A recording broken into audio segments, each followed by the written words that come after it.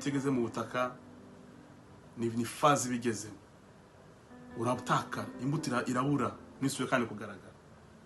Kuba uri ahantu Imana iguhamagarira ntibivuze yuko ugomba kugaragara. Hari igihe ucamo cyo kutagaragara. Hari abantu babaye ahantu Imana bashaka baribagirana ko banahari. Yesu yaje mu isi yambara umubiri, ariko abantu bamenya yuko Imana yageze mu isi. Imyaka 30 Imana iri ku isi igenda.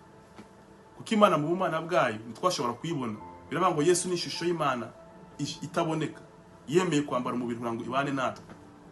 Iri jambo ndimo ndababwira nk'uhaye isezerano ati giye nzagukorera ibi n'ibi n'ibi, mwabirengaho simbikore. Iryo sezerano rikaba rivuga yuko uyu muntu utabikora nzafungwa.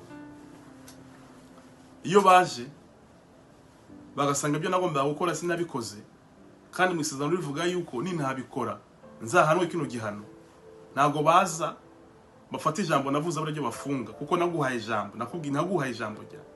Ariko waje gufata ntago batwara rya jambo naguhaye, rya sezerano naguhaye, batwara jewe, kuko jewe ni jambo turumwe. Biravuga ngo rero Kristo yambaye umubiri abana natwe, uwo jambo yahoranye n'Imana, ngo kandi jambo yari Imana akiriwe gitaremwe nawe, ngo yambaye umubiri abana natwe. Rero ijambo kwambara umubiri ryatumye dushobora kubona Imana. Kristo rero ni ishusho y'Imana itagaragara. Imana yashimye kutwihishura mu mwana wayo. Ibyo rero aba mu isi imyaka 30, abantu bamenya yuko Imana iri hano ku isi. Ese mu myaka 3 yakoze ni bake bamwizeye, ni bake bamwakira. Nabo bagana imyaka 3 cyageze ahantu baramucika bari rukanga. Nyuma aho bagarukiye bakuzura imbaraga z'Imana, bashoboye guhagarara ahamya Imana. Niyo mpamvu bigoye guhamya Imana udafite umwuka w'Imana. Nubwo Imana yazi kagendana nayo imyaka 3, udafite umwuka wayo ntago wayikomeza kugendana nayo. Uyoborwa n'umwuka nibo bana b'Imana. Rero Yesu aravuga ngo mutegeze imbaraga z'Imana, nizibamanukira muzabaga wo guhamya by'ukuri.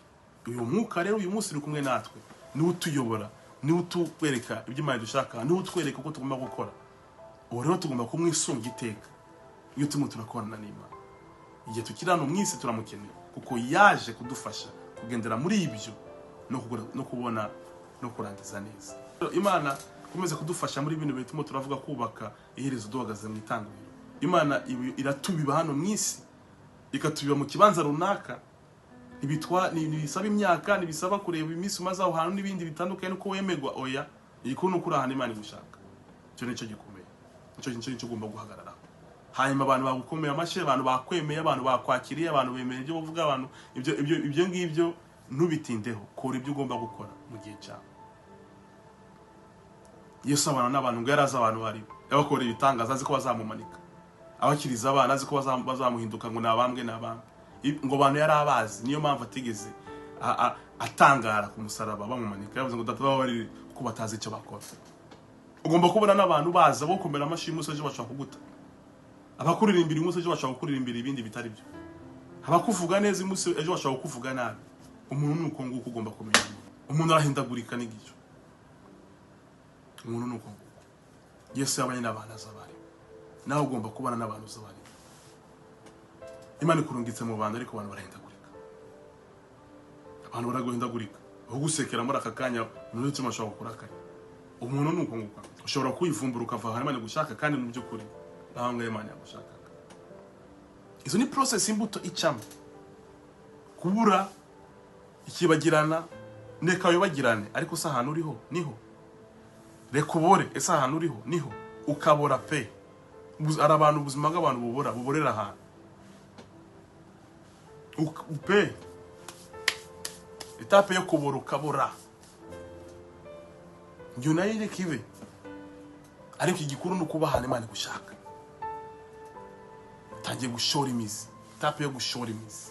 Gushora imizi mu Mana, ugakomera muri yo, ukavoma muri yo, kuko Imana ikakuzuza ubutunzi bwayo. Gushora imizi muri Kristo.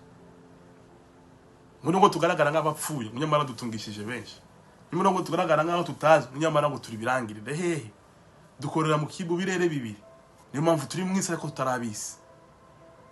Ngo ibyo data akora nibyo nanjye ndimo ndakora. Iyo ni dimanche tugomba gukoreramo. Aho dukora ibintu bitandukanye nk'uko isi irimo kubikora. Turi mwisi ariko ntiturabisi. Tuyoborwa n'ijuru.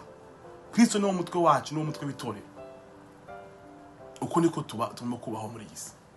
Ko twashoye imizi muri we, niho tuvoma imbaraga, niho tuvoma ubuzima, niho tuvoma ubugingo, niho tuvoma imbuto z'umwuka wera, niho tuvoma ubuzima tugaragaza hanze, tubuvoma mu Mana. Ariko ibyo bigendana no kuba Imana igushaka. Niwiteye ko abantu bagutaye bakwibagiye batakubona, ibyo ntacyo bitwaye, ndahana Imana ishaka. Niwiteye yuko abantu batarimo barakubona, ibyo ntacyo bivuze. Niwite ku myaka umaze, ibyo ntacyo bivuze, ndahana Imana ishaka. Nyuma shora imizi muri yo, uvome muri yo, hanyuma igihe cyo gutanga kizaza, wera imbuto. Nubwo itanga urugero ari ritoya, amaherezo uzunguka. Uyu munsi abantu benshi barimo barafasha ubuzima bw'abantu batakiriho, kubera ubuzima babayemo bagendanyemo n'Imana. Abantu barimo barabigira ibintu bikomeye. Abantu benshi muri iyi si bagiye bamenyekana batakiri mu isi. Abantu benshi muri iyi si, Yesu Kristo yamenyekanye mu isi atakiri mu isi. Kubera iki? Yabaye hano akora ibyo yagombaga gukora, abirangije. Uyu munsi mushobora guhagarara, uhagarike icyo ibyo yatanguye ntibikunda. Muzi bakitero cyane n'amarembo y'ikuzimu ntagazigara rinyeganyeza.